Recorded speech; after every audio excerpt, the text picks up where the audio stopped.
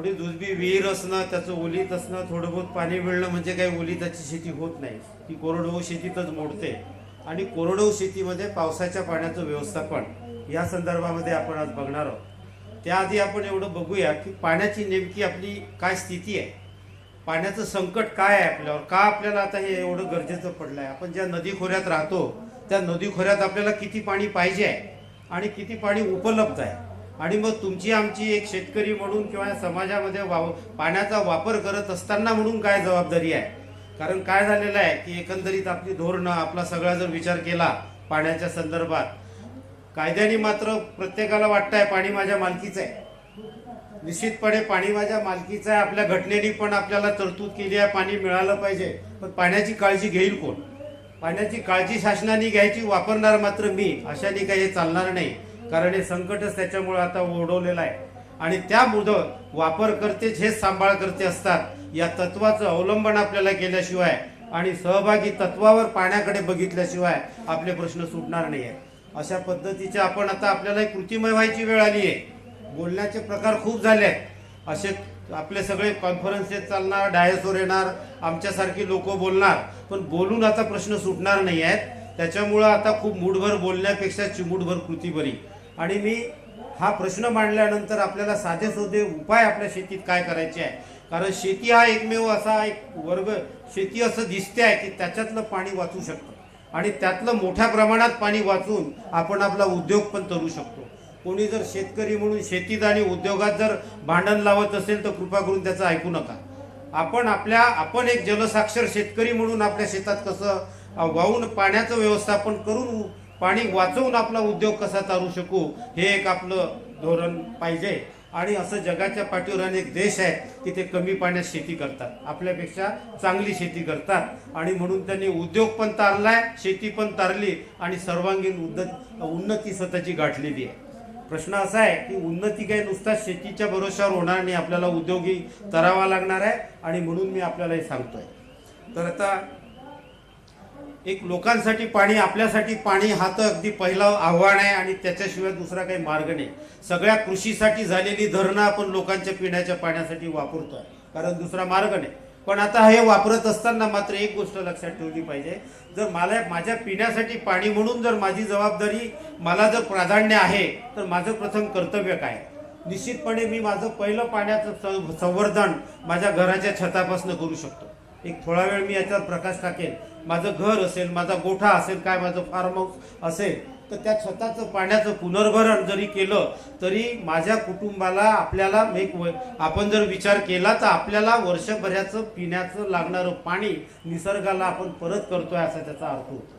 1600 चौरस मीटरचं छत असतील, समजा 50 चौरस मीटरचे असे 32 घरं असतील आणि या 1600 चौरस मीटरचं पाणी जो भूगर्भामध्ये साधा एक शोष खड्डा करून त्या चित्रामध्ये दाखवला प्रमाणे जरी जिरवलं आपल्या छताचं पाणी त्या आपल्या अंगणामध्ये, तरी 1 हेक्टर क्षेत्रावर म्हणजे 10,000 चौरस मीटर क्षेत्रावर 85 सेंटीमीटरनी भूगर्भातली उंची वाढते असे संशोधनाचे निष्कर्ष आहेत. मग पाणी कुठं कमी आहे? पाणी थोडंसं विस्कळीत झालेलं आहे. पाऊस काही कमी झालेला नाही आहे. 4-5 वर्षाची तुम्ही सरासरी केली तर पाऊस हा सारखाच आहे. आम्हाला आमच्या व्यवस्थापनाच्या पद्धतीत बदल करावा लागणार आहे. आमच्या दैनंदिनी पाणी वापरण्याच्या पद्धतीमध्ये जर आपण बदल केला तर पाणी कुठेच कमी पडणार नाही आहे आणि कुठं शेतीला कमी पडणार नाही, उद्योगाला कमी पडणार नाही. परंतु प्रश्न असा आहे की बदलत्या या थोड्याशा म्हणजे ज्याला आपण क्लायमेट चेंज म्हणून आता सगळीकडे म्हणलं जातं की हवामानातले बदल, त्याच्यामुळे हा पावसाळा विस्कळीत झालेला आहे. आम्ही आमच्या स्वभावाने विस्कळीत झालेलो आहोत बऱ्याच. तर तो आता पावसाळा आहे किंवा काय थोडंसं उष्णतामान वाढलेलं आहे. कारण एक लक्षात ठेवा, 1 डिग्रीनी जेव्हा तापमान वाढतं तेव्हा शेतातली ओलिताची गरज ही 16% वाढत असते. एक म्हणजे तापमानाचा आणि पाणी वापरण्याचा फार जवळचा संबंध आहे. आणि म्हणून आपल्या पहिलं म्हणजे आपल्या घरादाराचे जे काही छतं असतील त्याचं पाणी आपल्या शोष खड्ड्याने जिरवणं गरजेचं आहे. म्हणजे मी जे काही निसर्गाचं पाणी पिण्यासाठी वापरतोय ते मी त्या निसर्गाला परत केलं असं त्याचा अर्थ होईल. नंतर अन्नधान्यासाठी पाणी म्हणजे पाणीच नाही, अन्नधान्य हे पाण्याचं दुसरं रूप आहे. पाणी नसेल तर अन्नधान्य नाही, हे निश्चित आहे. आणि त्याच्यामुळे आता ही वाढती लोकसंख्या, पाणी या भूतलावरचं स्थिर आहे. जमीन स्थिर आहे, माणसं मात्र वाढतात आहे. म्हणजे दरडोई जर विचार केला तर दरवर्षी काही ना काही प्रमाण कमी होत आहे. आणि मग पाणी जर नुसतं आपल्याला जर पावसाचंच मिळणार असेल तर पाण्याची बचत हाच एक मार्ग आपल्याकडे आहे आपल्या जास्तीच्या लोकसंख्येचा ते पुरवण्यासाठी. म्हणजे पाणी वाचवणे हाच मार्ग आपल्याकडे आहे. पाण्याची बचत करणे, पाणी वापर क्षमता वाढवणे हाच एक बचत आहे. त्याचाच अर्थ असा आहे की तेवढ्या क्षेत्रामध्ये तेवढ्याच पाण्यात अधिक उत्पन्न घेणे. त्याचाच दुसरा अर्थ असा आहे की प्रत्येक थेंबात अधिक उत्पन्न घेणे. म्हणजे पाणी वापर कार्यक्षमता वाढवणे याशिवाय दुसरा काही मार्ग आपल्याकडे नाही. मग आता हे वास्तव्य आहे. अन्नधान्यासाठी आपल्याला पाणी किती लागणार आहे ही परिस्थिती आहे. बागायती शेतीसाठी पण पाणी आणि बागायती शेतीतनं खूप पाणी आपलं नुकसान लागतंय. आपण बघतोय की ज्या गावांना कालव्याचं किंवा धरणाचं पाणी मिळत आहे, रस्ते सगळे आजही उन्हाळ्यामध्ये सगळे गटारं झालेली आहेत. ती पाणी शेतीपेक्षा जास्त वायाच जास्त जात आहे. इकडे आपण लक्ष दिलं पाहिजे. आणि मग हे करत असताना दुसरी बाब अशी आहे की आपण पीक कोणतं घ्यावं. सगळ्यांनीच ऊसाचा जर आग्रह धरला तर बरोबर होणार नाही. आपली ऊसाच्या पिकाची गरज किती आहे. एक साधारण 9 ते 10% क्षेत्रावर असलेलं पीक 60% पाण्याचा स्त्रोतांचा वापर या 10% क्षेत्रावर होतोय. म्हणजे आम्हाला नेमकी आमच्या ऊसाची साखरेची गरज किती आहे. अन्यथा जर आपण खूप मोठ्या प्रमाणात साखर पिकवू आणि जर कुठे परदेशात परराज्यात जर ती जर पाठवली विकली तर मी असं म्हणेल की आपल्या भागातलं आपण पाणी विकलं असा त्याचा अर्थ होईल. म्हणजे निश्चितपणे येणाऱ्या काळामध्ये काही प्रमाणात जलसमृद्ध असलेल्या भागातले शेतकरी अशा प्रकारचा आग्रह धरण्याची दाट शक्यता आहे. परंतु आपण त्याचाही विचार केला पाहिजे. पाणी म्हणजेच पाणी नव्हे, पाण्याची दुसरी रूपं पण आहेत. अन्नधान्य त्याचाही नाश म्हणजे पाण्याचा नाश असा एक दृष्टिकोन ठेवून आपल्याला पाण्याचं जलसंधारण करणं गरजेचं आहे. म्हणजे अन्नधान्याची आयात करून जे देश एका अर्थाने निसर्गतः जलसमृद्धी लाभलेल्या भागातून पाणीच आयात करतील असा त्याचा अर्थ होईल. हा सुद्धा एक मार्ग आपण चोखाणला पाहिजे. कारण आपण जर आंतरराष्ट्रीय आपल्या जवळच्याच जर चीन देशाचा विचार केला तर हे लोक पाणी वाचवण्याच्या संदर्भात आपण अजून पाणी अडवा जिरवा मातीकाम वगैरे इथेच अडकलेलो आहोत. पण हे लोक त्याच्या पलीकडे गेलेले आहेत की जे पाणी वाचवण्यासाठी आटोकाट प्रयत्न करतात आहेत. ही एक दृष्टी आपल्याला घेऊन आपल्याला आपल्या शेतीतलं पाणी कसं वाचवता येईल ते आपण एका खऱ्या अर्थाने आपण बघूया. मग आता पाणी आहे किती मी तुम्हाला सांगतो. जर जलचक्रातून जे पाणी आपल्याला मिळतं, जर हा भूतलाचा विचार केला, ही जी काही पृथ्वी आहे पाण्याचा भाग सोडून द्या, जो मातीचा भाग आहे याच्यावर आजही 1,00,000 घन किलोमीटर पाऊस पडत असतो. 1,00,000 घन किलोमीटर पाऊस. परंतु आज आपण 21व्या शतकात असण्याच्या गोष्टी करतोय. परंतु आजही 42,000 घन किलोमीटर पाणी याच्यापैकी सरळ सरळ समुद्रात वाहून जात आहे. मग आता त्याच्यामध्ये तुमच्या आमच्या अन्नातलं पाणी आहे, तुमच्या आमच्या शेतातलं पाणी आहे. हे पाणी वाहून जाणारं पाणी याचं संधारण करणं तुमची आमची जबाबदारी आहे. आणि म्हणून आपल्याला मूलस्थानी जलसंधारणाचा मंत्र हा जोपासावा लागणार आहे. पडलेला पाऊस तिथल्या तिथेच कसा जास्तीत जास्त जिरवता येईल. माझं शेत म्हणजेच माझं पाणलोट, हा त्याचे 4 दुरे आणि त्याच्यामधलं पावसाचं पाण्याचं व्यवस्थापन या पद्धतीने आपल्याला पाणी संवर्धनाचा विचार करणं आज काळाची गरज आहे. आता हे मी सांगितलं आपल्याला 42,000 घनकिलोमीटर पाणी सरळ आजही समुद्रात वाहून जातं. ही शोकांतिका आहे. म्हणजे आपण खऱ्या अर्थाने जलसाक्षर आहोत का. पण जे जलसाक्षर देश आहेत, जे जलसाक्षर जिथे कम्युनिटी, आपण एक जपानचं उदाहरण घेऊ की एक 100-125 वर्षापूर्वी 100% साक्षर असलेला हा देश निश्चितपणे पाण्याच्या संदर्भामध्ये एक बिवाको नावाचा लेक आहे, कोटो आणि शिगा या स्टेटला पाणी पुरवठा करणारा. साधी बोट त्या पाण्यामध्ये टाकतात तर तिला खिळा सुद्धा ठोकत नाही, इतका जलसाक्षर समाज.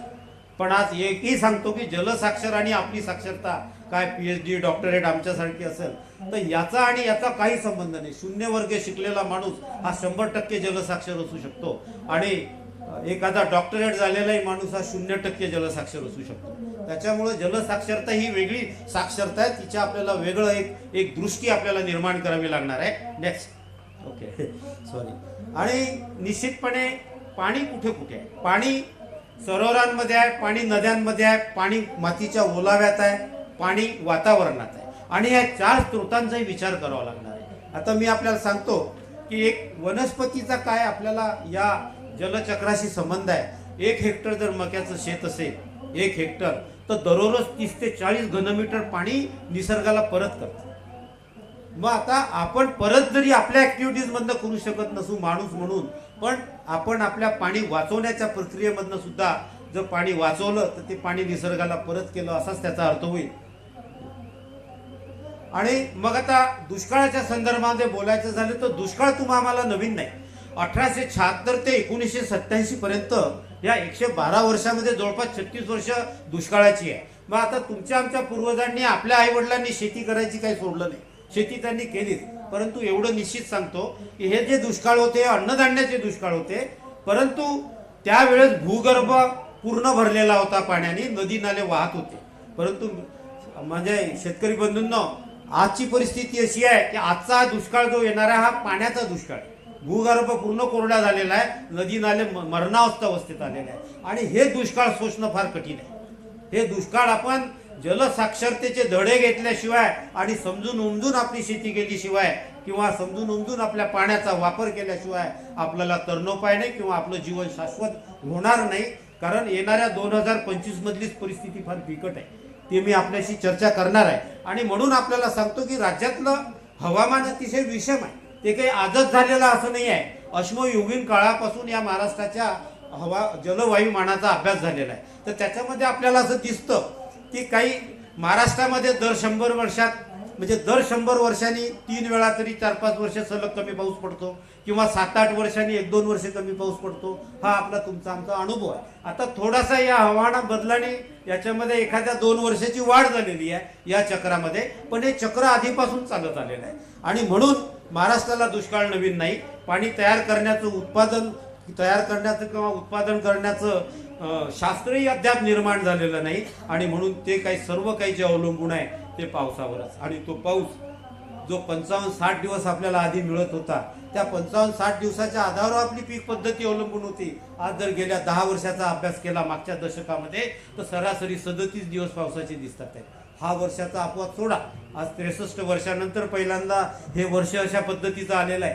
परंतु हाही ओला दुष्काळच काही ठिकाणी करून गेलेला आहे. आणि मग या परिस्थितीने जर 37 सरासरी दिवस जर पावसाचे आले असेल तर शेती कशी टिकवायची, अन्नधान्य कसं होणार, वाढत्या लोकसंख्येचं पोट कसं भरणार.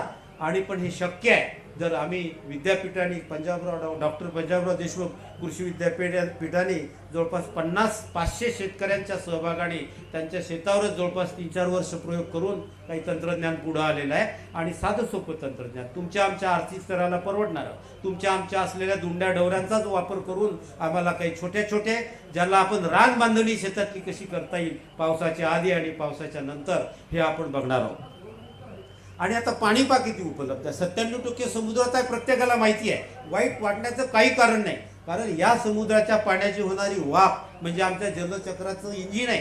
त्याच्यामुळे हे जलचक्र चालतं. पावसाळा दरवेळेस येतो, याला जो जोर मिळतो तो या वाफेवरून मिळतो. मग 3% गोड पाणी आहे. हे 3% पाणी म्हणजे किती होतं, हे 35 दशलक्ष घनकिलोमीटर पाणी होतं. पण याच्यापैकी तुमच्या आमच्या कामाला किंवा तुमची आमची ताकद जे पोहोचू शकतं ते 0.5% पाण्याला पोहोचू शकत नाही. 0.475% पाण्याला फक्त हे पाणी आपल्याला आम्हाला उपलब्ध होऊ शकतं. यातलं 0.35% पाणी हे सरोवरांमध्ये आहे. सरोवर आपल्याला माहिती आहे की आपली मानवाची जे काही हे झालं, वस्त्या वगैरे झाल्या ह्या सरोवर आणि नद्यांच्या काठी झाल्या. पण नद्यांमध्ये 0.03% पाणी आहे. पण मित्रांनो, नद्यांपेक्षा 10 पटीने जास्त पाणी हे सरोवरांमध्ये आहे. मग आम्ही सरोवरांबाबतीत, गाव तलावांबाबतीत, आमच्या शेततळ्यांच्या बाबतीत किती सतर्क आहोत. त्याचं संवर्धनाच्या बाबतीत आम्ही विचार करतो का? दरवर्षी पावसाळा संपल्यानंतर दुसरा पावसाळा येण्याच्या आधी त्यातला गाळ काढतो का, त्याची डागडुगी करतो का, हे आपल्याला करावं लागणार आहे. कारण शेततळे हे आता यापुढे आपलं वरदान ठरणार आहे. जसं आपले धरणं वरदान ठरणार आहेत त्याच्याप्रमाणे आपले शेततळे पण वरदान ठरणार आहे, गावतळे हे वरदान ठरणार आहे. नद्यांचं पाणी आम्हाला माहिती आहे, टीव्ही मधनं आपण बघतो पुराचं पाणी, त्याच्या 10 पटीने पाणी हे सरोवरांमध्ये आहे. मातीच्या ओलाव्यांमध्ये नद्यांपेक्षा दुप्पट पाणी आहे. मग मातीच्या ओलावाचं व्यवस्थापन आपल्याला करावं लागणार. अलीकडे आच्छादनासारखं तंत्रज्ञान आलेलं आहे.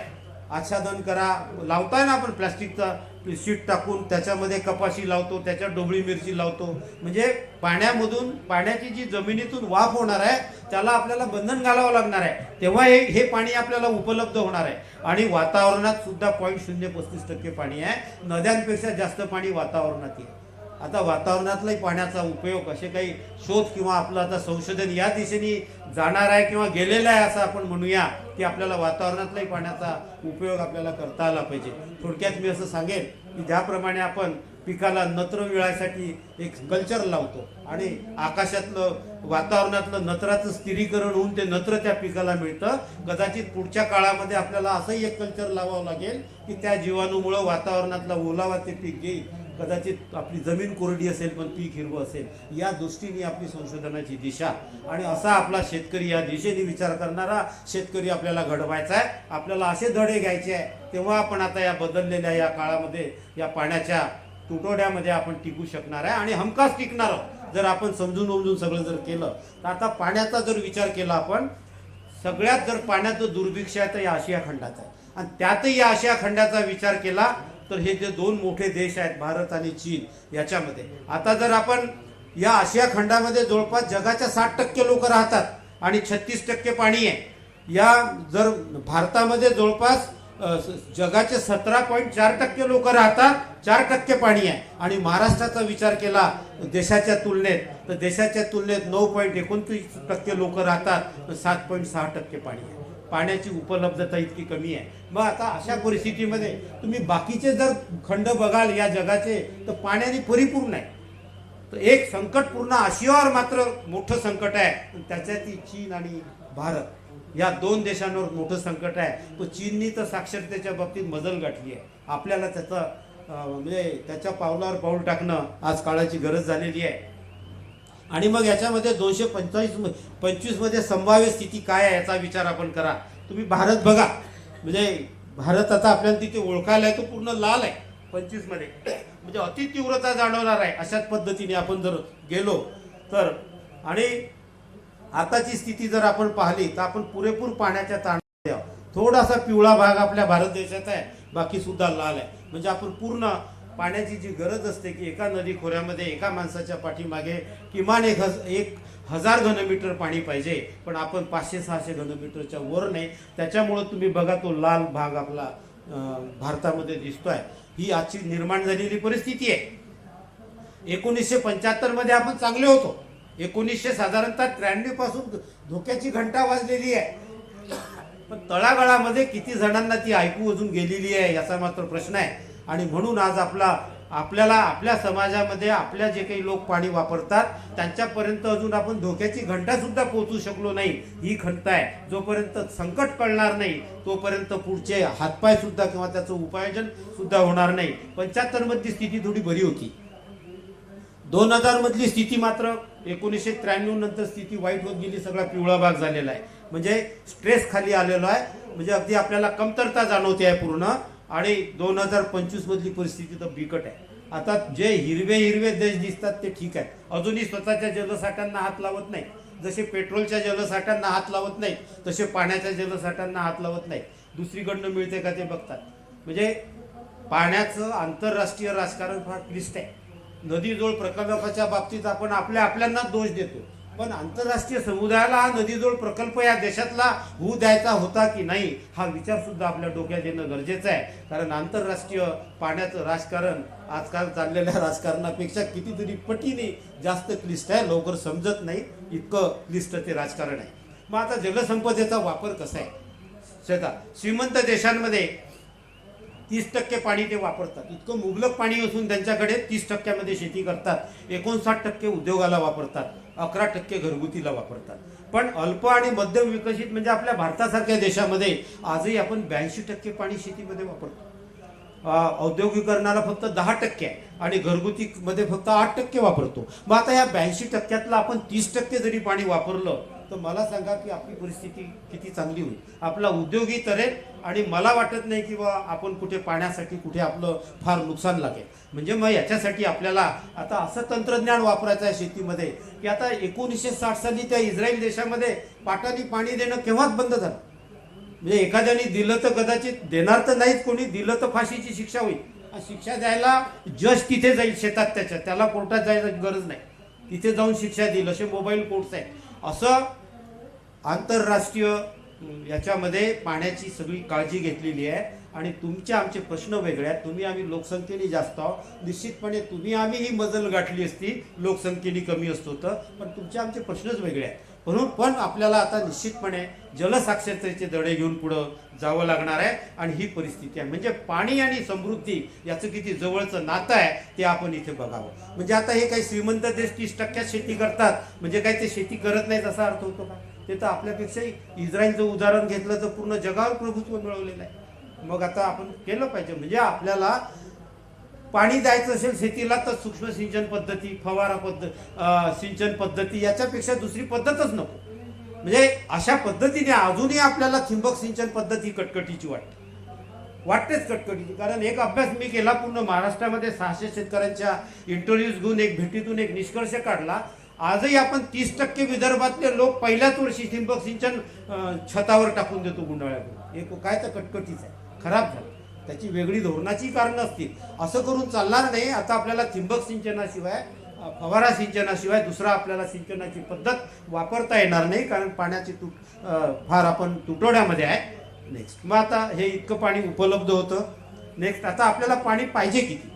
2000 घनमीटर प्रति माणूस एखाद्या नदी खोऱ्यात असेल प्रतिवर्ष, परिस्थिती चांगली आहे. 1700 घनमीटर असेल परिस्थिती समाधानकारक आहे. 1000 घनमीटर असेल तर परिस्थिती गंभीर आणि धोकादायक आहे. आणि मित्रांनो म्हणजे शेतकरी बंधूंनो, मी सांगतो की महाराष्ट्राच्या कुठल्याही नदीच्या खोऱ्यामध्ये आज 600 ते 700 घनमीटर प्रति माणूस पाणी उपलब्ध नाही. म्हणजे आज किती परिस्थिती वाईट आहे. जर या महाराष्ट्रामध्ये प्रत्येकाचं पाणी प्रत्येकाला वाटलं लोकसंख्येला तर दररोज एका माणसाच्या पाठीमागे 20 लिटर पाणी आपल्याला कमी पडत आहे. मग आता तुम्ही विचार करा, जर एक समन्यायी पद्धतीने प्रत्येकाचा वाटा जर प्रत्येकाला दिला तर 20 लिटर पाणी एका माणसाच्या पाठीमागे दररोज कमी पडत आहे. इतकी पाण्याची परिस्थिती गंभीर आहे. मग आता आपल्याला त्या दृष्टीने विचार करावा लागणार आहे. आणि हे आता मी आपल्याला सांगितलं की प्रति माणूस प्रति दिवस किती पाणी आपण कमी आहे. मग आता महाराष्ट्राची शेती एकंदरीत आपली परिस्थिती आहे, जमीन किती काय किती, आता हे डोळ्यासमोर ठेवून आपल्याला चित्र करावं लागणार आहे. माझ्या विहिरीला पाणी आहे म्हणजे काही माझा मालकीचं आहे का? ते आता नाही राहणार. आतापर्यंत समाजाने चालवून घेतलं, पण आता माझ्या विहिरीला मुबलक पाणी असेल तर ते माझ्या मालकीचं राहणार नाही. मला त्याची उधळपट्टी करता येणार नाही. नव्याने कायदा आता येऊ घातलेला आहे भूगर्भातल्या पाण्याचा. त्याच्यावर जी मालकी हक्क राहील ती समाजाचा राहील. त्याची ते समाजाच्या उन्नतीसाठी ते पाणी वापरलं जाईल. माझ्या शेताच्या विहिरीचं पाणी माझ्या मालकीचं याच्या पुढे निश्चित राहणार नाही आहे. या गैरसमजामध्ये आपण राहू नये. आणि मग ही परिस्थिती आपली आहे शेतीची, ही महाराष्ट्राची शेती एकंदरीत शेतकरी वगैरे ही परिस्थिती आहे. आणि ही इतके पाणलोट आहे. 1994 पाणलोटाची स्थिती तर इतकी चिंताजनक आहे महाराष्ट्रातली. एकूण राज्यात पाणलोट 1531. वर्षाकाठी पुनर्भरणाच्या तुलनेत 90% अधिक भूजल उपसा आणि त्याच वर्षी पाणलोट म्हणजे रिकामे होतात. वर्षाकाठी पुनर्भरणाच्या तुलनेत 70 ते 90% पाणलोट भूजल उपसा आणि त्या वर्षी होणारे पाणलोट 119. ही पाणलोटाची परिस्थिती आहे. आणि महाराष्ट्रातील पाणलोट विकासाचा थोडासा अभ्यास करू. आणि झालेला विकास हा कसा झाला? आम्हाला पाणलोट विकास हाच एक रामबाण उपाय आहे. पुढच्या परिस्थितीवर मात करायसाठी पाणलोट विकास हाच रामबाण उपाय आहे. आता 2002 पर्यंतचं क्षेत्र उपचारित ते 6.11 दशलक्ष हेक्टर झालं, अनुपचारित 14.62 आलं. 2011ला इतकं क्षेत्र होतं आणि आता अजूनही अनुपचारित 11.63 दशलक्ष हेक्टर आहे. पण आतापर्यंत ज्या क्षेत्रावर आपण उपचार केला, सरकारी आकडे असे आहेत की प्रति हेक्टर आपण 3,571 रुपये खर्च केला. हो, पण मग खऱ्या अर्थाने त्या पाणलोटाचा विकास झाला का? मला असं वाटतं की आपण असं म्हणतो एखादा प्रकल्प देतो, 12,000 हेक्टर पाणलोटाची एक करून टाकतो की इतके पैसे मिळतील. पैसे डोळ्यासमोर ठेवून पाणलोटाचा विकास होणं अशक्य आहे. कदाचित 12,000पेक्षा कमी लागतील, पण काही पाणलोट असे आहेत की कदाचित 12,000पेक्षा जास्तही लागेल. मग इथे कुठेतरी धोरणात्मक बदल आपल्याला करण्याची गरज आहे. आणि त्या जे काही पाणलोटाच्या संदर्भामध्ये जर काही लोक इथे असतील त्यांना एक त्याची माहिती असावी म्हणून मी आपल्याला हे सांगतो. आणि निश्चित डोळ्यासमोर एखादा अमाऊंट ठेवून विकास कसा करायचा, विकासाचं एखादं घर आपल्याला कसं बांधायचं आहे त्याचा प्लॅन करून त्याला किती पैसे लागतात हे ठरवणं मी समजू शकतो. पण डोळ्यासमोर पैसे ठेवून प्लॅन करणं एखाद्या पाणलोटाचा म्हणजे तो खरोखर विकसित होईल की नाही याची शंका मला अशी वाटते. आणि म्हणून आपण हे धोरणामध्ये हा बदल करण्याचा आग्रह आपला असला पाहिजे. आणि पाणी आहे, पण राज्यात पडणारं पाणी किती आहे मी आपल्याला आधी थोडंसं आकड्यावरीच सांगितलं, ही परिस्थिती आहे. आणि मग राज्यातील भूसंपदा मात्र इतकी आहे, कारण भूजलावर होणारं ओलीत ही फार मोठं आहे, फार मोठ्या संख्येने आहे. म्हणून आपल्याला भूजलाचा विचार करणं फार गरजेचं आहे. आता भूजलाच्या बाबतीत ही परिस्थिती एकंदरीत उपलब्धतेची आहे, मी आकडेवारी वाचून दाखवत नाही आपल्याला. आणि मग आता देशातील सर्वाधिक धरणे असलेलं राज्य अशी महाराष्ट्राची ओळख आहे. भूजलावरही आपली बरीचशी स्थिती अवलंबून आहे. पण राज्यात 84 मोठे, 224 मध्यम, 2156 लघु असे 2464 प्रकल्प आहेत. पण आता तरी आपली परिस्थिती का सर्वाधिक 411 प्रकल्प पुणे विभागात आहे. सगळ्यात कमी प्रकल्प कोकणात आहे. कोकण हा छोटाही प्रदेश आहे. सर्व प्रकल्पाची एकूण साठवण क्षमता 37,338 दशलक्ष घनमीटर आहे. आणि मोठ्या धरणाची साठवण क्षमता जवळपास 57.6% आहे. आणि क्षमता असूनही महाराष्ट्र इतर राज्याच्या तुलनेच्या सिंचनामध्ये मात्र मागं पडलेलं आहे. म्हणजे याचा अर्थ असा आहे की पाणी वापरण्याच्या पद्धतीमध्ये, पाण्याचं व्यवस्थापनाच्या पद्धतीमध्ये कुठेतरी आपण कमी पडतोय. म्हणून मी आपल्यासमोर आपण इन्फ्रास्ट्रक्चर केलेलं आहे, पण त्याचा उपयोग, त्याचं मॅनेजमेंट, त्याचं व्यवस्थापन नीट आपल्याकडून होत नाही आहे. आता दुसरं असं आहे की हा पाऊस अडवण्याचंही आव्हान आपल्याकडे आहे. पावसाच्या संदर्भामध्ये असा विचार करा की 6 जून आपल्या पावसाची तिथी आहे. पण आता अलीकडे तुम्ही बघा, म्हणजे जून महिन्याच्या अखेर पावसाला सुरुवात व्हायला लागलेली आहे. जुलै महिन्याच्या पहिल्या आठवड्यात आपली पेरणी होते आणि पावसाची सुरुवातच अति तडाख्याच्या पावसाने होते. आणि पहिल्याच 2 पावसामध्ये नदी नाल्यांना पाणी गेल्याचं चित्र आपल्याला दिसतंय. असा हा बदल पावसामध्ये झालेला आहे. मग आता हा बदल इतका घातक आहे आपल्या शेतीला की याच्यामध्ये आपल्याला निश्चितपणे डोळसपणे एक तंत्रज्ञानाचा वापर करून या पावसाला जर आपण समोर गेलो नाही तर आपली ही जी पिकाऊ जमिनी आहे येणाऱ्या 15-20 वर्षामध्ये हिच्यातला पिकाऊ सगळा भाग आहे तोही वाहून गेल्याशिवाय राहणार नाही. ह्या जमिनीची परिस्थिती म्हणजे ही यानी तब्येतीने अगदी अशक्त अशी जमीन होणार आहे. आणि हे धोका आपण आपला ओळखला पाहिजे. आणि त्यासाठी आणि होतं काय, पावसाळ्यामध्ये पूर वगैरे अशी परिस्थिती होते आणि पावसाळ्यात जात नाही तर पाणी टंचाई, लगेच कुठे टँकर सुरू होतात, कुठे ओलितासाठी पाणी नाही, ओरोट चालू होते, कॅनॉलला पाणी नाही, अशी एकंदरीत परिस्थिती आहे. मग आता आपल्याला करायला काय पाहिजे या संदर्भात? मग आता भूजलाचा वापर हा या पद्धतीने आहे आपल्या याच्यातला. आणि धरणे आहेत आपल्याकडे पण मातीने भरतात. त्याचं कारण आहे मूलस्थानी जल आणि मृद संधारणाचे उपचार होत नाही. धरणाच्या वरच्या भागामध्ये शेती ही मूलस्थानी धरण उपचाराने झाली पाहिजे. उताराला आडवी पेरणी कमीत कमी झालीच पाहिजे. कंट्रोल शेती ही झालीच पाहिजे. उतारपाट्या जमिनीवर चर काढल्या गेलेच पाहिजे.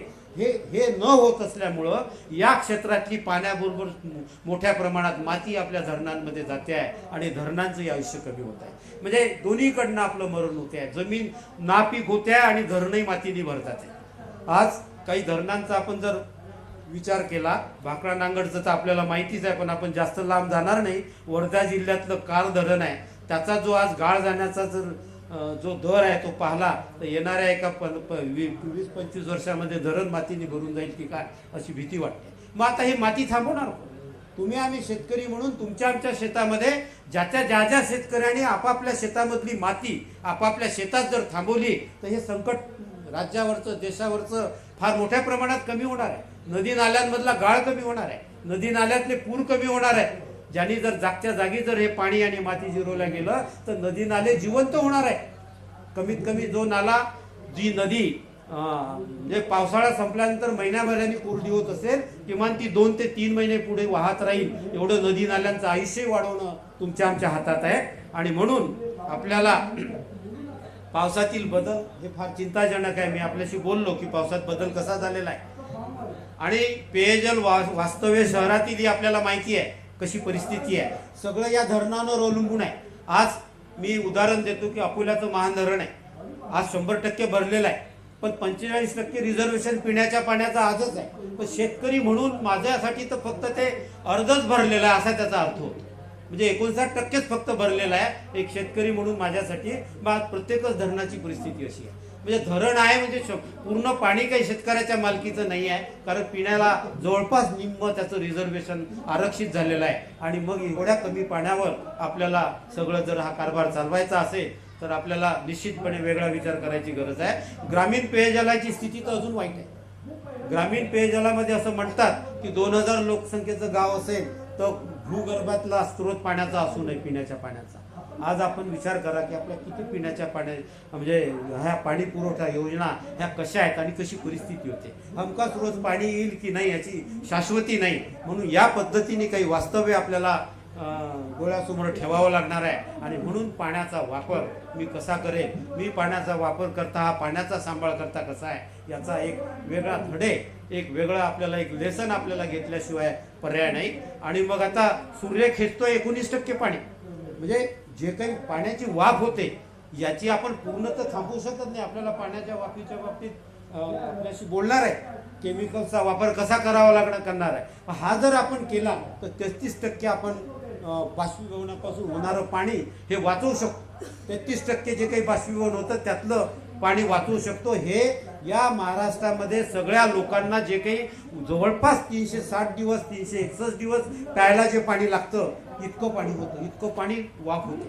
मग आता पाण्याची वाफ न होऊ देणे हे सुद्धा तुमचं आमचं काम आहे. नेक्स्ट, मग आता ग्रामीण महाराष्ट्राची ताण तर मला तसं वाटतं की पूर्ण भूजलावरच भागते. हाही एक मोठं वास्तव्य आहे, हाही आपण विचार करायला पाहिजे. आणि ऊसाच्या शेतीची एक काही जर पुण्याकडचे भाग सोडले तर या भागातली भिस्त भूजलावरच आहे. आणि म्हणून मी असं सांगतो की पाणी जास्त लागणाऱ्या उपक्रमांना पिकांना किती प्राधान्य द्यायचं हे एकत्र बसून त्या गावांनी त्या तालुक्यांनी त्या जिल्ह्यांनी ठरवायचं आहे, त्या शेतकऱ्यांनी. हे ठरवल्याशिवाय नाही तर उगाच पाण्याचा अपव्यय करण्यामध्ये अर्थ नाही. हे पीक महत्वाचं आहे, त्याला प्राधान्य दिलंच गेलं पाहिजे, पण किती द्यायचं प्रत्येकानेच तो जर हट्ट धरला तर परिस्थिती वाईट होणार आहे. नेक्स्ट, आणि मग आता अप्रत्यक्ष पाण्याचा वापर. अप्रत्यक्ष पाण्याचा वापर म्हणजे काय? 1 किलो तांदूळ म्हणजे 5000 लिटर पाणी होतं, 1 किलो साखर म्हणजे 3400 लिटर पाणी होतं, 1 किलो गहू म्हणजे 2600 लिटर पाणी होतं, 1 किलो ज्वारी म्हणजे 1300 लिटर पाणी होतं. मग अन्नधान्याची नासधूस म्हणजे पाण्याची नासधूस नाही का? हाही एक विचार पाण्याच्या संवर्धनाच्या संदर्भामध्ये आपण केला पाहिजे. आणि चीन सारखा देश जे आपल्या डोक्यावर बिंबवलेला आहे की लहानपणापासून किडे माकोडे खाणारा हा देश असा आपल्याला बिंबवलेला आहे. या देशामध्ये सुद्धा एक आंदोलन असं पाहण्यात आलं आमच्या की जर आपल्या देशातलं पाणी वाचवायचं असेल तर पहिली स्लोगन कॉलेजच्या मुलांची अशी होती की तलावांच्या जमिनी तलावांना परत करा. आणि दुसरी स्लोगन अशी होती की आपल्या देशातलं जर आपल्याला पाणी वाचायचं असेल तर मांसाहार सोडा आणि शाकाहारी व्हा. म्हणजे आता इथे पोचलेली यांची विचारसरणी. अजून आपल्याला वेळ आहे तिथपर्यंत पोचायला, पण हे सुद्धा पाणी वाचवण्याचे प्रभावी माध्यम आहे. नेक्स्ट, कारण असं म्हणतात की एका वेळेसच्या एका मांसाहारी जेवणाला साधारणतः 5000 लिटर पाणी लागतं, शाकाहारी जेवणाला मात्र 1400 ते 1500 लिटर पाणी लागतं एका माणसाच्या एका जेवणाला. मग आता ही सुद्धा एक दृष्टी, मी हट्ट धरत नाही, फक्त सांगितलेलं आहे आपल्याला किंवा असा सुद्धा पाणी वाचवण्याचा एक प्रयास. नेक्स्ट, आणि मग आपल्याकडे आपल्याला हे जे काही आपल्या रोजच्या वापरण्यातली हे जे काही मांस आहे, दूध आहे, कपडे, अंडी आहे, याचं 1 किलो निर्मितीला इतकं पाणी लागतं. सरासरी जगामध्ये कमी लागतं. ते वेगळ्या तंत्रज्ञानाने सगळा वापर करतात. मग आपला याच्यात सुद्धा वापर जास्त आहे, कारण अन्नधान्य म्हणजेच पाणी, पाणी म्हणजेच अन्नधान्य. आणि म्हणून मी आपल्यासमोर हे ठेवतोय. आणि दुसरं मग पाण्याचं मूल्य आणि पाण्याची किंमत. आपण कुठे आपल्या एखाद्या महानगरपालिकेची पाण्याची पट्टी देतो म्हणजे पाणी विकत घेतला असा त्याचा अर्थ होत नाही. त्याचा वाहन खर्च या पूर्ण निभत नाही. पाण्याची किंमत फार मोठी आहे. महिन्याकाठी 5 लाख रुपये जरी उत्पन्न असेल आणि पाण्याची जर या पद्धतीने किंमत काढून आकारली आणि जर द्यायला लावली तर देता येणार नाही. एवढी पाण्याचं मूल्य आणि पाण्याच्या किंमत या दोन्ही बाबी भिन्न आहे. पण हे इतकं अमूल्य असं आहे की त्याची किंमत कोणी लावू शकत नाही. पर्यावरणाची किंमत जर त्याच्यामध्ये टाकली तर तुमच्या आमच्या कक्षेमध्ये, आर्थिक कक्षेमध्ये पाणी विकत घेणं बसत नाही. असं ही पाण्याचं अमूल्य असं धोरण आपल्याला आहे. आणि म्हणून आता याच्यासाठी आपल्याला सहभागिता, आपल्याला एकोप्याने आपली शेती करायची आहे, पाण्याच्या स्रोतांचं जलव्यवस्थापन करायचं आहे. आणि कृतिमय होऊन आपल्याला सहभागितेने हे प्रश्न सोडवता येतात. मग आता ते कसे? आणि म्हणून यासाठी आपल्याला जलसाक्षर काळाची गरज आहे आणि त्यासाठी पावसाच्या आधी आणि पावसाच्या नंतर मूलस्थानी जलसंधारणावर आपल्याला शेतीमध्ये लक्ष द्यावं लागणार आहे आणि ते अगदी समजून ओंजून आपल्याला करावं लागणार आहे. आता ही पावसाचे दिवस बघा, कुठलंच वर्ष कुठल्याच वर्षाला मिळत नाही आणि 37 सरासरी दिवस आहेत मागच्या वर्षी, हे वर्ष सोडा. आता अशामध्ये आपल्याला या 37 दिवसामध्ये ही शेती टिकवायची आहे आणि पुढे आपल्याला वर्षभराचं पिण्याचं पाणी आपलं जोपासायचं आहे, साठवून ठेवायचं आहे. कसं होणार आहे? आणि मग पाणी व्यवस्थापनाची नीती, ह्या सगळ्या गोष्टींवर आपल्याला भर द्यावा लागणार आहे आणि शेतीच्या संदर्भातच सगळ्या गोष्टी आहे. आणि पाणलोट व्यवस्थापनावर मी थोडासा जास्त प्रकाश आता टाकतोय. मग आता पाणलोट म्हणजे काय हे आपल्याला समजलं पाहिजे. पाणलोट म्हणजे उंच कठड्यावरून ज्या भागातलं पाणी एका दिशेने येऊन एकाच्या बाहेर निघतं, ही जी रेषा आहे त्याला पाणलोट क्षेत्र म्हणतात. आणि मग त्याच्यामध्ये हे नदी नाले त्या पाणलोटातले, मग हे जर तिकडचे जे विरुद्ध दिशेने बांध चालले म्हणजे तो दुसरा पाणलोट होईल, इकडचा हा तो वेगळा पाणलोट होईल, मधला हा वेगळा पाणलोट होईल. कारण पाणलोट ही बरेचदा कळत नाही की पाणलोट कसा निवडायचा. कारण पाणलोट निवडणं कळल्याशिवाय आपण पुढचं काहीच करू शकत. कारण कोणतं पाणी आपल्याला कुठं न्यायचं आहे, तर मधला भाग म्हणजे वेगळा पाणलोट, लाल बांध जे दिसतात आहेत तो वेगळा, तो दुसरीकडचं पाणलोट होईल. एका मोठ्या पाणलोटामध्ये अनेक लघु पाणलोट असू शकतात आणि ही परिस्थिती. मग ते जे निळे जे बाण आपल्याला दिसतात तो पाणलोट आणि त्या नदी नाल्यातून त्याचं व्यवस्थापन, त्याला पाणलोट म्हणायचं.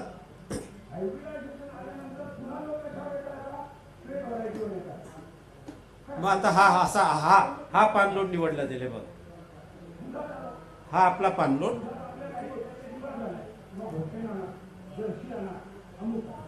आणि बाहेरचे ते वेगळे पाणलोट होऊ शकतात. हा पाणलोट अशा पद्धतीने उंच कठडे जर आपण फिरलो तर या पद्धतीने पाणलोटाची निवड करू. आता या पाणलोटामध्ये आता अशा पद्धतीचं त्याचं चित्र येईल, असं त्याचं चित्र येईल, अशा पद्धतीने जर या पाणलोटाचं बरोबर व्यवस्थापन झालं आणि पडलेला पाऊस मागच्या जागीच जर जिरल्या गेला तर सुजलाम सुफलाम व्हायला काही वेळ लागणार नाही. अनेक आपले संकट दूर जाणार आहेत अशा पद्धतीने. आणि मग आता हे बघा, हा पाणलोट हा कॉमन पॉइंट. नंतर खालच्या बाजूला पाणलोटामध्ये तुमचे तलाव होतील किंवा भात शेती होईल.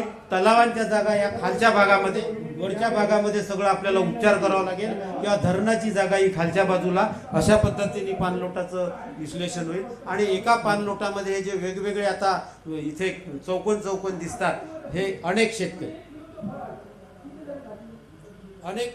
अनेक शेतकरी, आता अनेक शेतकऱ्यांची अनेक शेतकऱ्यांची, मग मला अनेक शेतकऱ्यांच्या शेतामधून हा पाणलोट बनलेला आहे. मग प्रत्येक शेतकऱ्यांनी जर आपलं शेत जर पाणलोट आहे असं समजलं आणि आपल्या 4 दुऱ्याच्या आतमध्ये जर पाण्याचं व्यवस्थापन केलं तर मला असं होईल आपोआपच पाणलोटाचं व्यवस्थापन झाल्यासारखं होईल. आणि त्यांनी काय करायचं आहे, अगदी सोपे उपाय आपण पाहू.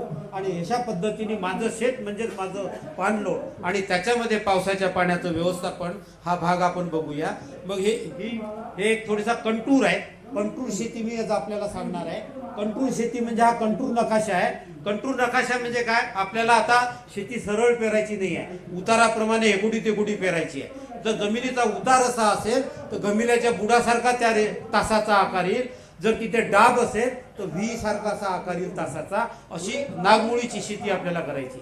आता तुम्ही असं म्हणाल की बा आपल्याला तर अगदी सरळ शेती करायची, आपली सगळी परंपरा आहे, पण आता हे केल्याशिवाय आपल्याला जमणार नाही. आपल्याला बघ आता माथा ते पायथा, पाणलोटामध्ये माथा ते पायथा हे तत्व मानलं गेलं पाहिजे. माथ्यावरच्या जमिनी हलक्या असतात, खाली याल तशा जमिनी भारी असतात आणि खाली मग तलाव. या पद्धतीने व्यवस्थापन आपल्याला मोठ्या पाणलोटामध्ये करावं लागणार आहे.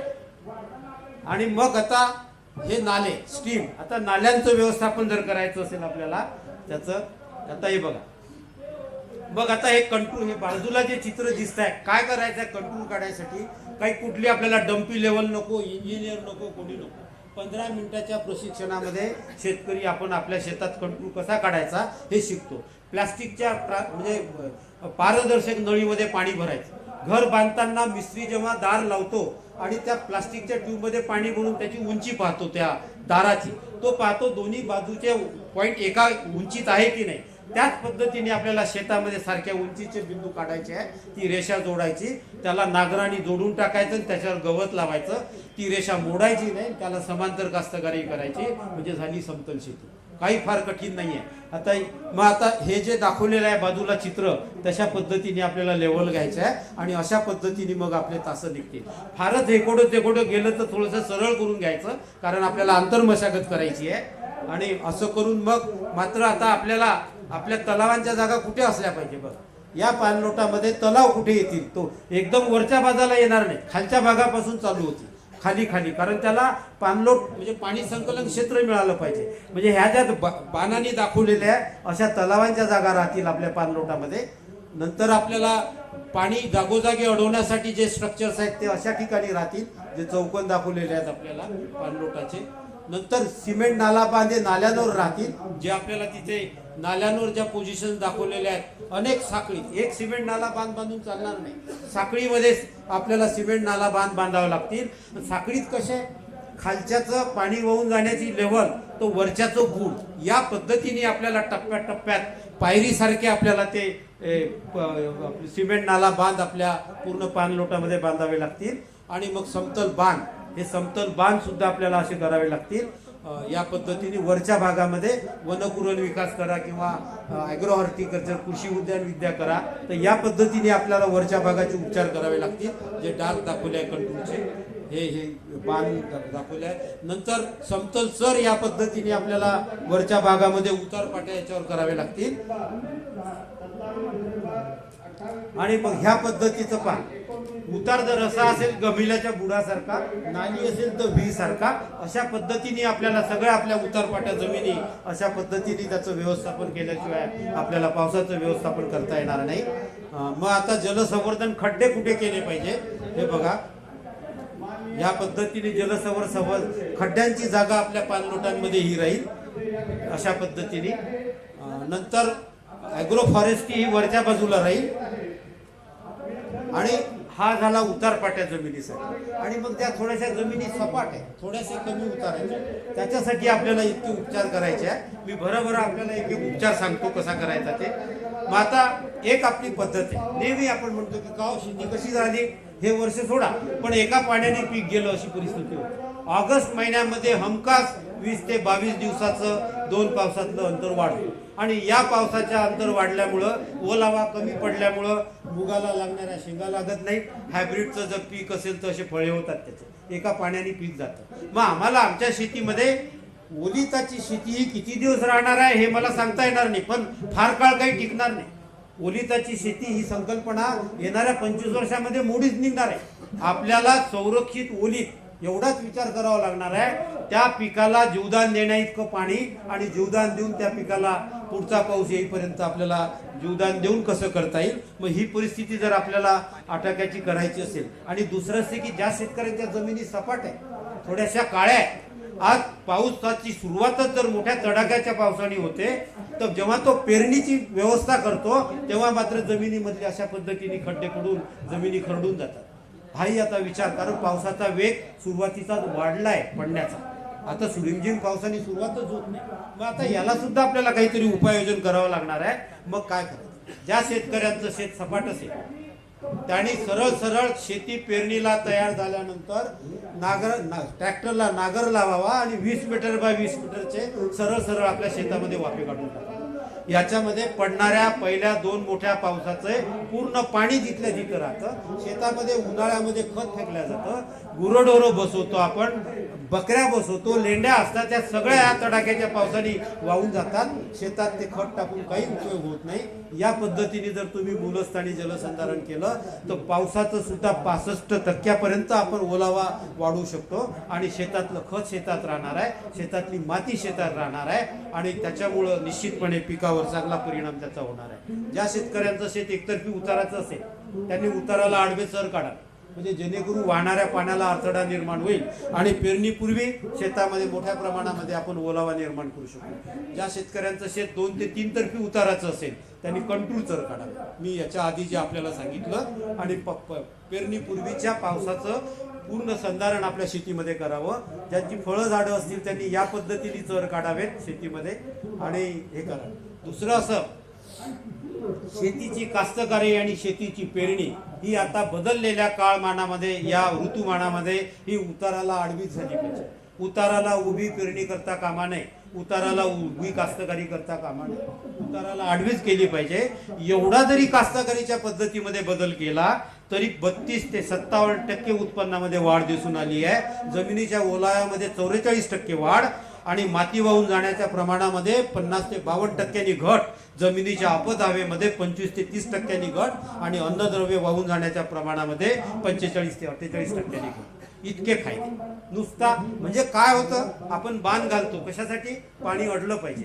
हो, पण या पिकाच्या रूपाने आणि पिकाचे जे तासं होणार आहेत उभे, आपण हजारो बांध आपल्या शेतामध्ये उभे करणार आहोत आणि वाहणाऱ्या पाण्याला अडथळा निर्माण होऊन मोठ्या प्रमाणामध्ये पाण्याचं संवर्धन होऊन आपल्या जमिनीतला ओलावा वाढणार आहे. जमिनीतलं माती तिथल्या तिथे राहणार आहे. ही माती म्हणजे त्या जमिनीतले दगडगोटे नव्हे, हे त्या जमिनीचं पोत आहे आणि या पद्धतीने आपल्याला पाणी आणि याचं संवर्धन करावं लागणार आहे. मग ज्यांना शक्य आहे त्यांनी 1 तास सोडून एका ह्याच्यात पेरणीनंतर 30 दिवसांनी डवऱ्याला जानकुळाला दोरी बांधून खोल सऱ्या काढाव्या, म्हणजे गादी वाफे तयार होतील. याच्यामध्ये मोठ्या प्रमाणामध्ये पाणी जिरण्यास मदत होते. नंतर खोल मशागत, शेतीची मशागती झालीच पाहिजे. ज्यांना शेती करायची आहे, ज्यांना आपल्याला माती वाचवायची आहे, पाणी जिरवायचं आहे, त्या शेतीची मशागत 30 सेंटीमीटर खोल झालीच पाहिजे. 30 सेंटीमीटर मशागतीचे फायदे इथे दिलेले आहेत. ते आंतरपीक असो, कपाशीचं पीक असो, सोयाबीन पीक असो, का सोयाबीन आणि कपाशीचं आंतरपीक असो, कमीत कमी 30 सेंटीमीटर खोलीची जमिनीची मशागती झालीच पाहिजे. आणि मग ही कंटूर रेषा बघा, अशी कंटूर बांध शेतात घालायचा, याला म्हणतात मुख्य मार्गदर्शक रेषा. आणि ही मी सांगितली त्या पद्धतीने काढायची आणि हिला समांतर कास्तकारी करायची. म्हणजे ही खरी आपली हे. आणि हे बघा, आता शेतकऱ्याच्या शेतावरचं हे आता हे अशा पद्धतीची कंटूर शेती, म्हणजे सरळ तास नाही, पण तुम्ही पहा उतार असा आहे तसं गोलाकार तास आहे. अशा पद्धतीची जर शेती आपण केली तर फायदे इतके आहेत की उत्पादनामध्ये जवळपास 70% उत्पन्नात वाढ, 92% ओलाव्यामध्ये वाढ, जवळपास दुप्पट ओलावा जमिनीतला वाढतो. माती वाहून जाण्याच्या प्रमाणामध्ये 70% घट, 70% माती वाहून जाण्याच्या प्रमाणात घट, 55% अपद हवेत घट, जे पाणी वाहून जातं शेताच्या बाहेर त्याच्यात 55% घट आणि अन्नद्रव्य वाहून जाण्याच्या प्रमाणामध्ये 60% घट. म्हणजे जे काही आम्ही आमच्या शेतामध्ये खत टाकत असू, काय युरिया देत असू, आपले गुरंढोरं बसवत असू, 70% खत शेतातलं शेतात राहतं. अन्यथा नदी नाल्यानी वाहत जाऊन कोणाच्या तरी शेतात गाळ पडतो, तो होऊ शकतो. अन्यथा अशा पद्धतीने आपल्याला नदी नाल्यातला गाळही कमी करता येईल. या पद्धतीने आपल्याला व्यवस्थापन केलं पाहिजे. मग याच्यात सुद्धा आपण 1 तास सोडून 1 तासामध्ये सऱ्या काढू शकता आणि प्रत्येक तासात सुद्धा सरी काढून सरी ओरंबे करू शकता. आणि या पद्धतीने पावसाच्या पाण्याचं व्यवस्थापन, पाणी 2 दिवस साचून जरी राहिलं तरी पिकाला इजा पोहोचत नाही, कारण पीक ओरंब्यावर आहे, पाणी मधल्या सरीमध्ये आहे. या पद्धतीने निचऱ्याचं व्यवस्थापन सुद्धा होऊ शकतो, असा दुहेरी फायदा. अशा पद्धतीने आपलं पावसाच्या पाण्याचं शेतीमधलं व्यवस्थापन गरजेचं आहे. आणि जे आता उताराला उभी कास्तकारी करूच नाही, समजा कोणी केलीच काही कारणाने, तर किमान पेरणीच्या 30 दिवसानंतर पहिल्या डवरणीच्या वेळेस डवऱ्याला दोरी गुंडाळून कमीत कमी 5-5, 6-6 फुटावर डवरं उचलत चला, पुन्हा दाबत चला. अशा पद्धतीने जरी तुम्ही गंजुले मारून दिले तरी पाण्याचं व्यवस्थापन काही प्रमाणात होईल आणि त्याचे फायदे आपल्याला मिळतील. आणि मग सरी ओरंबे, रुंद सरी ओरंब्या पद्धत आपल्याला माहिती आहे. नुकताच आता शासनाने विद्यापीठाच्या प्रयासाने आपल्याला अशा पद्धतीचा आता सबसिडीवर BBF मार्कर मिळत आहे योगामुळे. आणि या पद्धतीने मग पाण्याचं व्यवस्थापन कंटूरवर BBF करू शकता.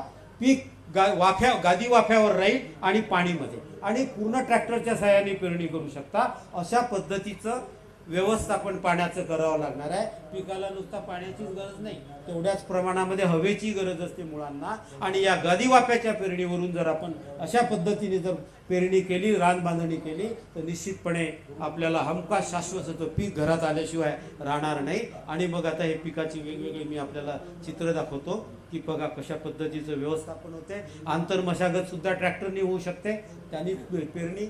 अलीकडे मजुरांचे प्रश्न आपल्याला माहिती आहेत. या पद्धतीचं पाण्याचं, पावसाच्या पाण्याचं व्यवस्थापन आणि त्याचसोबत निचऱ्याचं व्यवस्थापन.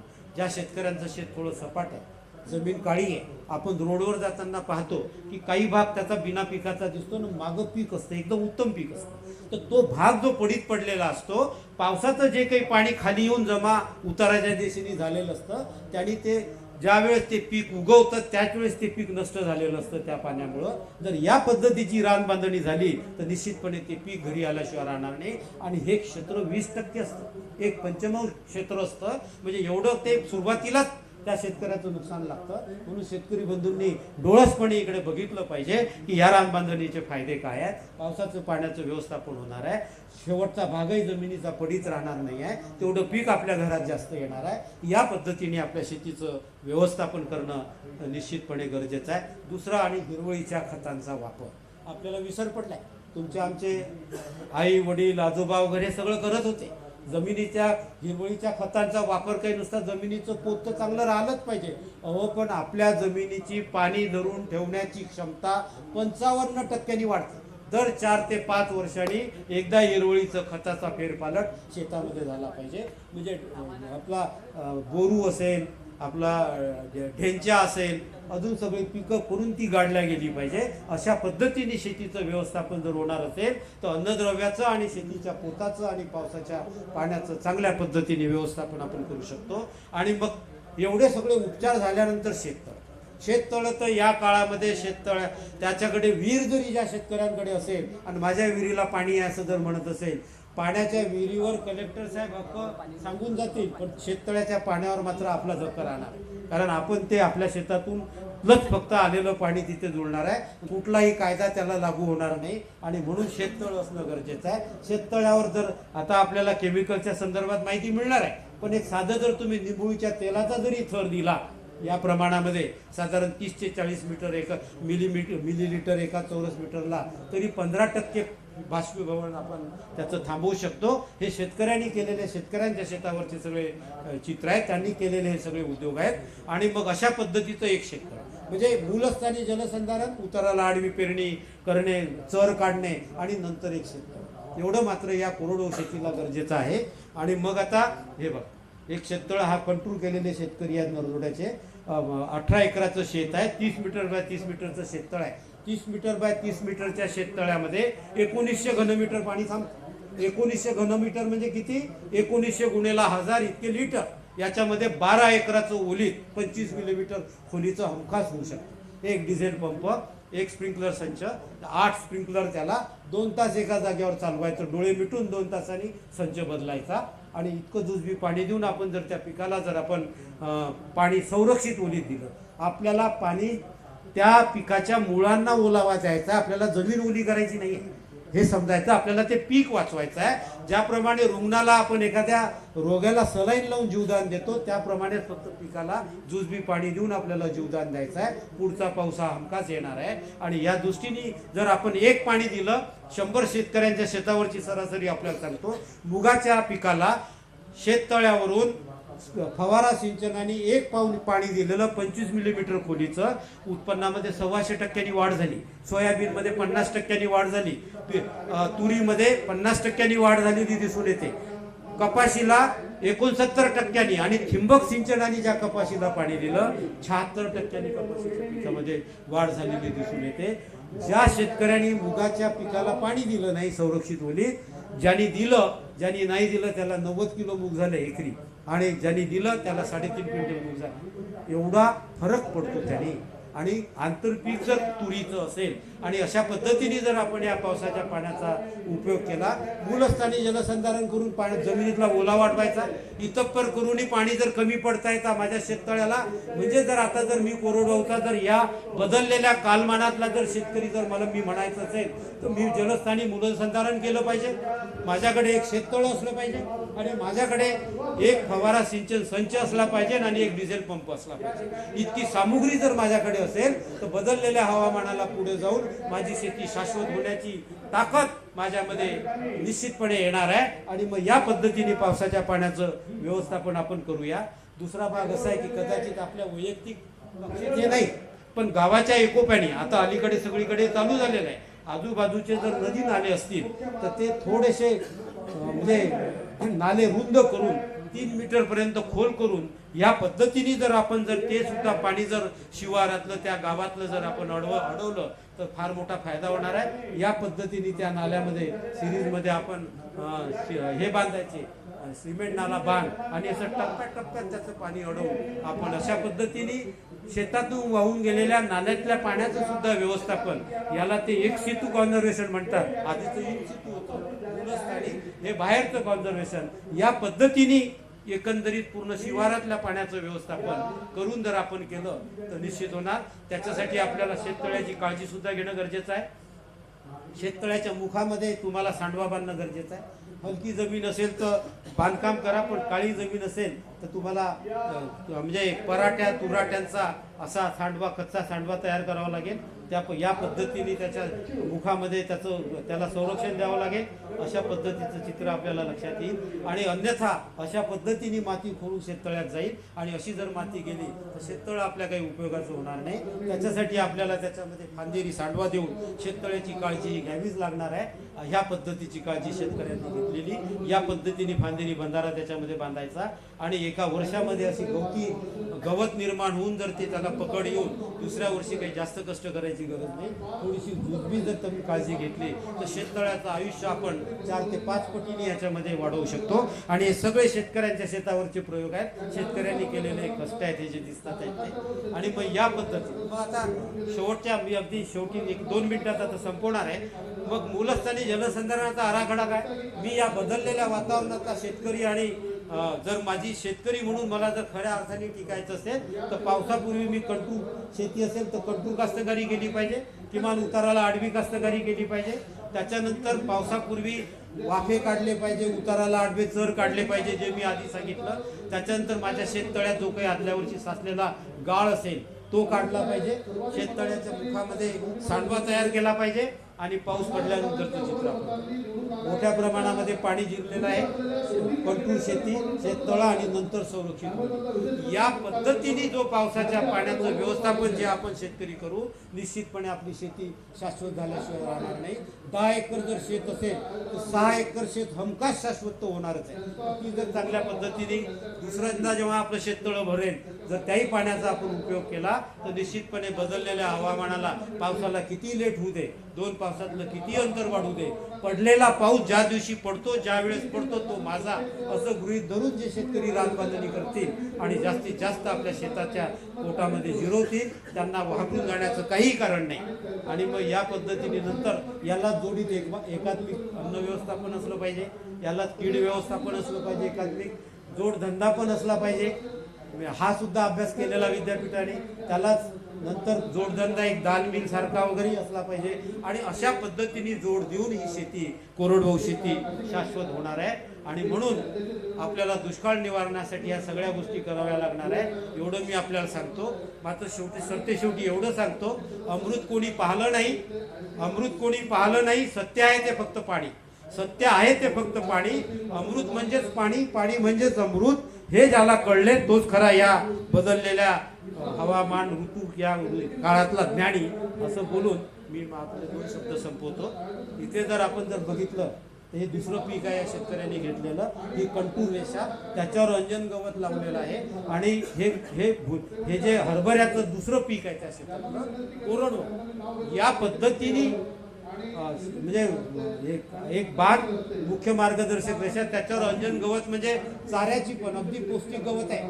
हा बांध त्या शेतकऱ्याला 10 गुरांना कापता सरत नाही, म्हणजे चाऱ्याची पण व्यवस्था झालेली, म्हणजे मोठ्या प्रमाणामध्ये पाण्याचं संधारण झालं, मातीचं संधारण झालं, उत्पन्नामध्ये वाढ मिळाली, बदललेल्या ऋतुमानामध्ये फारशी काही झड शेतकऱ्याला पोहोचली नाही।